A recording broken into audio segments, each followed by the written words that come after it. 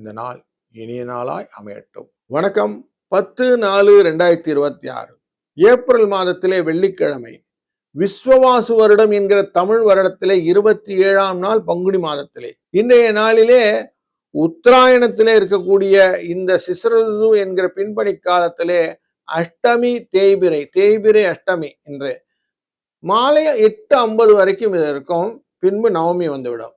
பூராட நட்சத்திரம் இன்னைக்கு காலை 9:27 வரை, பின்பு உத்திராட நட்சத்திரம் என்கிற சூரியன் நட்சத்திரம் வந்துவிடும். இன்றைய நாளிலே நீங்கள் நிறைய கூரை பந்தல் போடுறது, கொடிமரம் போடுறது, நெல் விவசாயத்துல கரும்பு வாழை எல்லாம் போடுறது, இப்படி நிறைய நல்ல விஷயங்கள்லாம் செய்யுங்க. இதெல்லாம் வளர்ச்சியை கொடுக்கக்கூடியதா இருக்கும். ஏன்னா இன்னைக்கு மேல் நோக்கு நாள், உத்திராட நட்சத்திரம் மேல் நோக்கு நாள் வந்துடும். அப்படிப்பட்ட நாள்ல நீங்க நிறைய பூமிக்கு மேலே இருக்கக்கூடிய காரியங்கள் அப்படின்னு சொல்லுவோம், அதெல்லாம் நீங்க தாராளமாக செய்யலாம். காலையில் 9:30 மணிலேருந்து 10:30 மணி வரைக்கும் நல்ல நேரம். சாயங்கால வேளையில 4:30 மணிலேருந்து 5:30 மணி வரைக்கும் நல்ல நேரம். இன்னைக்கு ராகு காலம் 10:30-12. இன்னைக்கு குளிகை நேரம் 7:30-9. யமகண்டம் 3-4:30. தெற்கு பக்கம் சூலம், வெள்ளம் பரிகாரம்.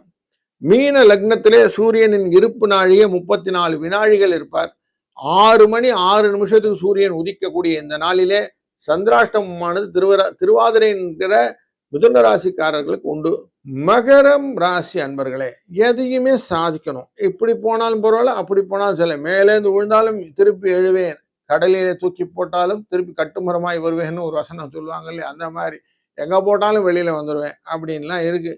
இப்படிப்பட்ட உங்களுக்கு 7ஆம் இடத்துக்குரிய இந்த சந்திர பகவான் உத்திராட நட்சத்திரம் என்கிற 8ஆம் இடத்துக்காரனுடைய சாரத்துல போய் நிற்கிறார். அப்ப நிற்கும் போதுதான் உங்களுக்கு நன்மைகள் வரும்போது, ஏன்னா உத்திராட நட்சத்திரம் உங்க ராசிக்குள்ளே இருக்கு இல்லையா, அப்ப இன்னைக்கு நல்லது நடக்கணும் இல்லையா.